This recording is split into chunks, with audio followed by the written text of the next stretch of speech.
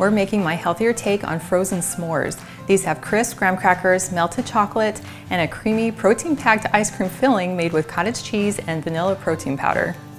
Hello, my name is Nicole Bonilla, and if you love healthier recipes to our favorite foods, then you are in the right place.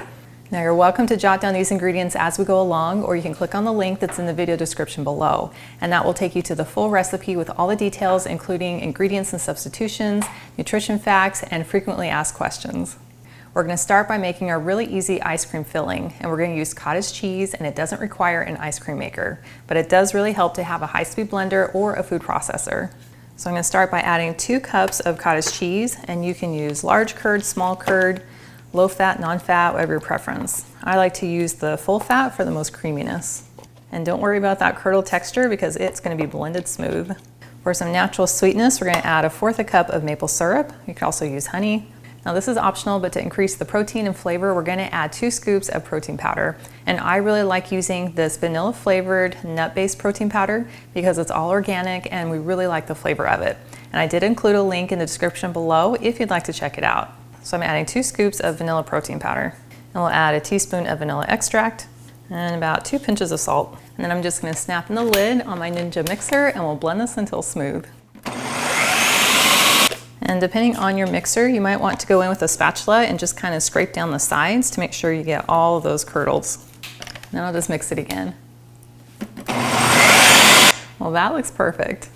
Now to assemble the ice cream sandwiches, I'm just using an 8x8 square pan, and it does really help to line it with parchment paper because then it makes it really easy for getting the sandwiches out of the pan.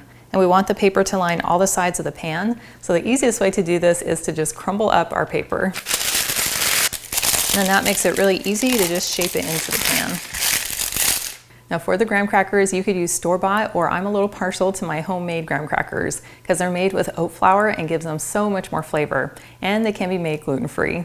So I'm just going to layer in 9 of my graham cracker squares.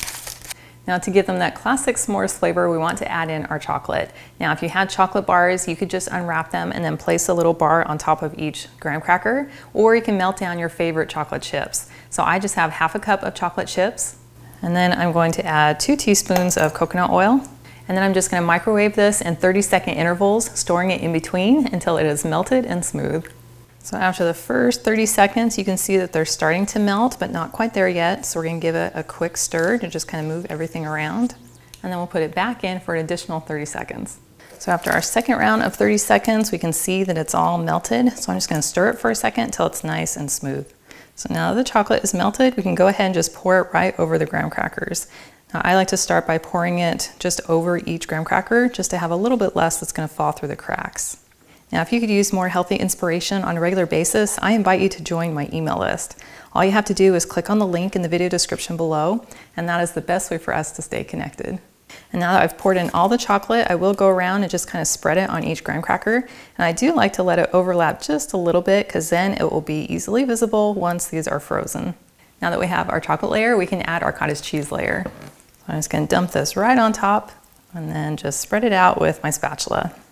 And then we can take our remaining graham crackers and just layer them right on top. Well, these look amazing and they're ready to go into the freezer for about 2 to 3 hours or until the cottage cheese filling has a chance to set. Well, here's a batch that I made last night that has had a chance to freeze. Now this cottage cheese ice cream is a little bit different than traditional ice cream because it will freeze solid. But all you have to do is take it out of the freezer and just let your pan sit on the counter for about 10 to 15 minutes and it will soften gradually and be perfect for enjoying. So I'm just going to lift this right out of my pan so you can see how easy the parchment paper made that. And depending on how hard your ice cream is, we'll see if we can break them off. Oops. Well, that didn't come off quite as cleanly as I would like. So we also have the option of just coming in with a knife if you'd like a cleaner break. That works a lot better. I love how we have that thick ice cream filling and then our chocolate is melted and kind of dripped over the edges of the graham cracker. And it is ready to enjoy.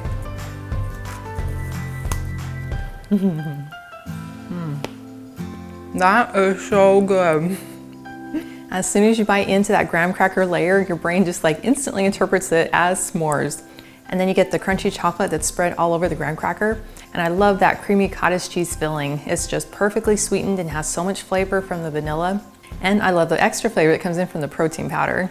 But what I love most is that it is high in protein and made with clean, natural ingredients.